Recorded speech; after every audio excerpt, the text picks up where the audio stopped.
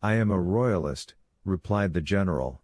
"I have taken the oath of allegiance to Louis XVIII, and I will adhere to it."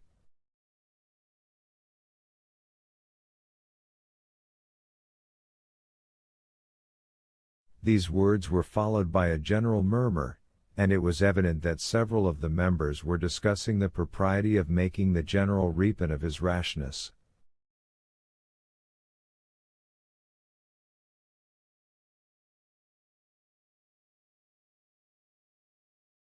The president again arose, and having imposed silence, said, "Sir, you are too serious and too sensible a man not to understand the consequences of our present situation, and your candor has already dictated to us the conditions which remain for us to offer you."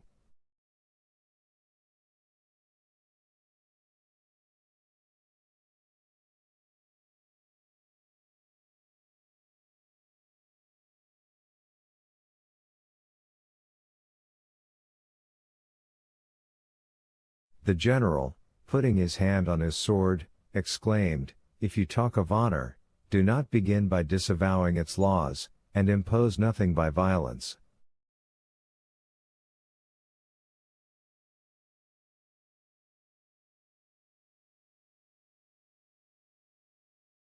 "And you, sir," continued the president, with a calmness still more terrible than the general's anger, "I advise you not to touch your sword."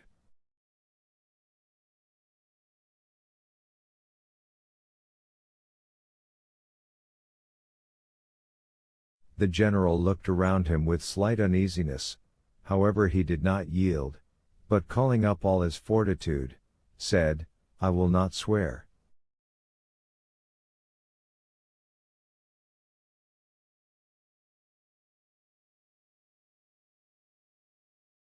"Then you must die," replied the president calmly. D'Épinay became very pale. He looked round him a second time. Several members of the club were whispering, and getting their arms from under their cloaks.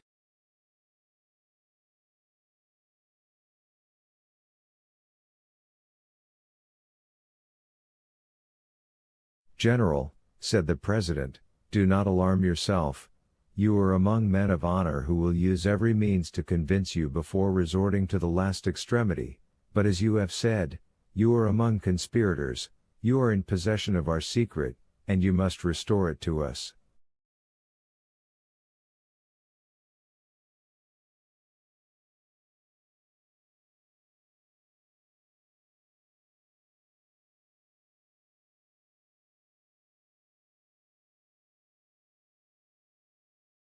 A significant silence followed these words, and as the general did not reply, "Close the doors," said the president to the doorkeeper.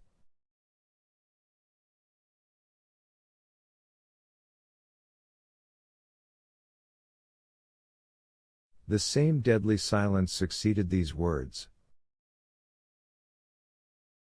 Then the general advanced, and making a violent effort to control his feelings, "I have a son," said he, "and I ought to think of him, finding myself among assassins."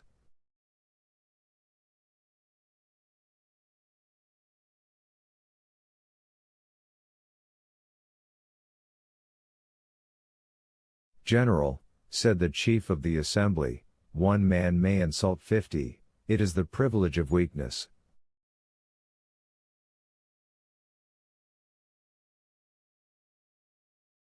"But he does wrong to use his privilege. Follow my advice, swear, and do not insult." The general, again daunted by the superiority of the chief, hesitated a moment, then advancing to the president's desk, "What is the form?" said he.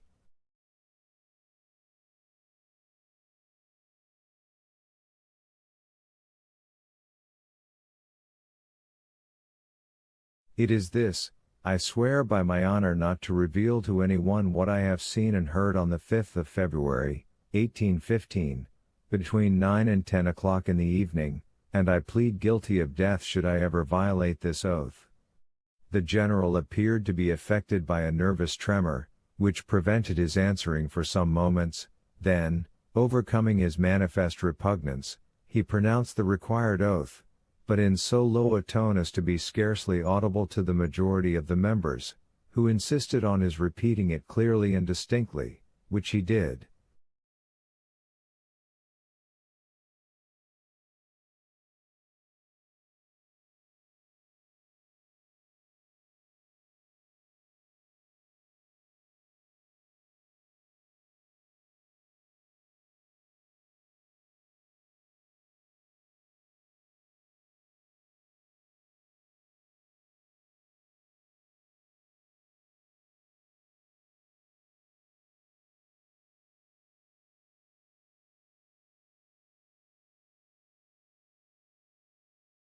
"Now am I at liberty to retire?"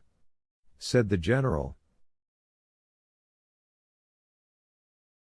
The president rose, appointed 3 members to accompany him, and got into the carriage with the general after bandaging his eyes.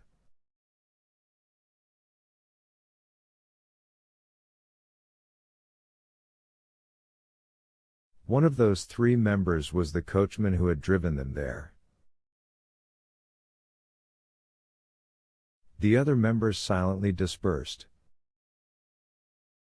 "Where do you wish to be taken?" asked the president. "Anywhere out of your presence," replied M. Depinay.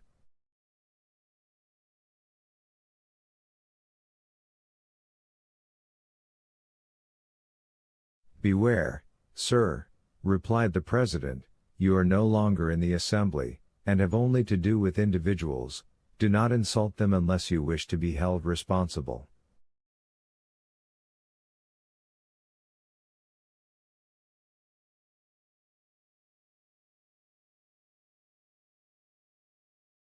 But instead of listening, M. Depinay went on, "You are still as brave in your carriage as in your assembly because you are still 4 against 1.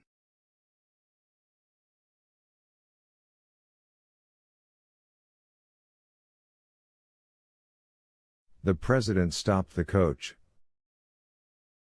They were at that part of the Quai des Ormes where the steps lead down to the river. "Why do you stop here?" asked Depinay. "Because, sir," said the president, "you have insulted a man, and that man will not go one step farther without demanding honorable reparation."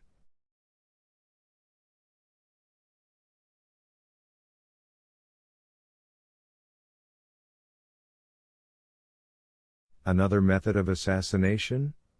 said the general, shrugging his shoulders.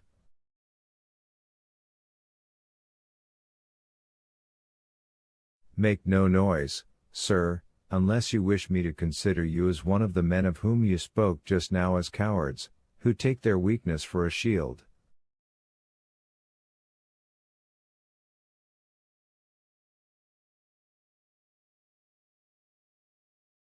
"You are alone, one alone shall answer you. You have a sword by your side, I have one in my cane, you have no witness, one of these gentlemen will serve you."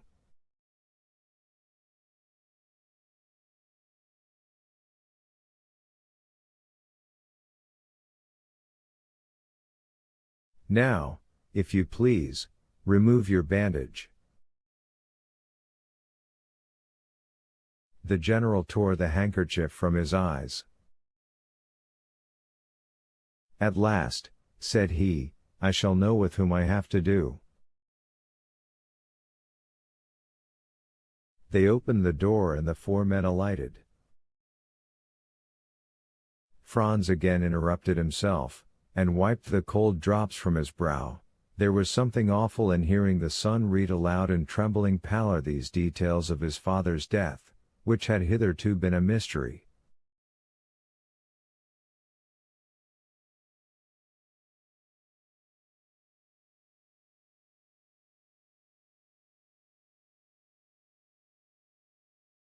Valentine clasped her hands as if in prayer. Noirtier looked at Villefort with an almost sublime expression of contempt and pride.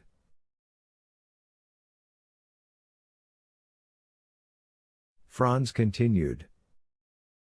It was, as we said, the 5th of February. For 3 days the mercury had been 5 or 6 degrees below freezing and the steps were covered with ice. The general was stout and tall. The president offered him the side of the railing to assist him in getting down.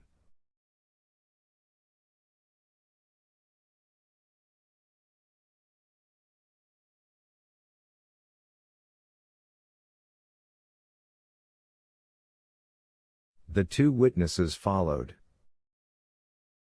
It was a dark night. The ground from the steps to the river was covered with snow and hoarfrost.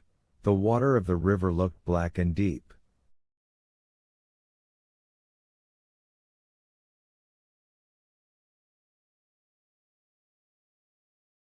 One of the seconds went for a lantern and a coal barge near, and by its light they examined the weapons.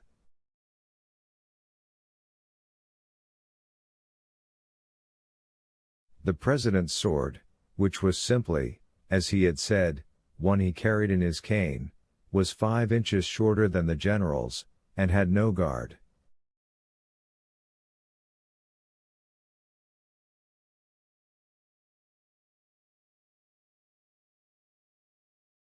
The general proposed to cast lots for the swords, but the president said it was he who had given the provocation, and when he had given it he had supposed each would use his own arms.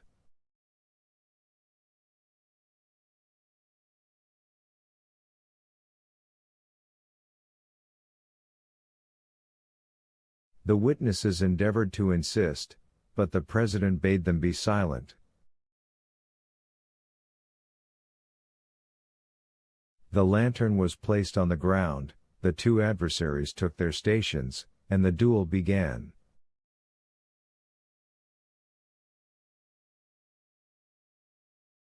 The light made the 2 swords appear like flashes of lightning. As for the men, they were scarcely perceptible, the darkness was so great.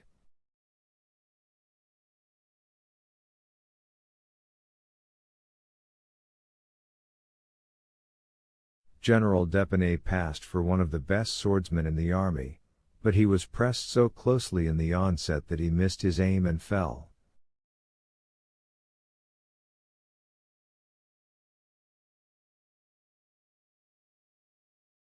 The witnesses thought he was dead, but his adversary, who knew he had not struck him, offered him the assistance of his hand to rise.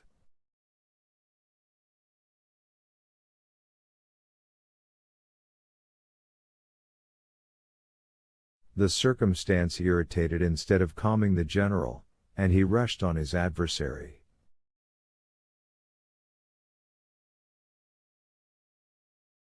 But his opponent did not allow his guard to be broken. He received him on his sword and 3 times the general drew back on finding himself too closely engaged, and then returned to the charge.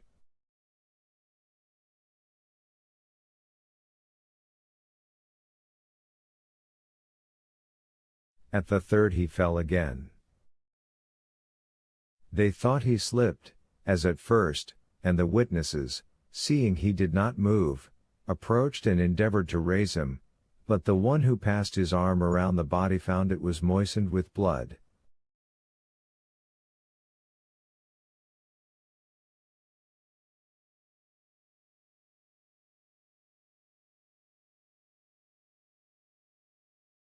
The general, who had almost fainted, revived. "Ah," said he, "they have sent some fencing master to fight with me." The president, without answering, approached the witness who held the lantern, and raising his sleeve, showed him 2 wounds he had received in his arm, then opening his coat, and unbuttoning his waistcoat, displayed his side, pierced with a 3rd wound.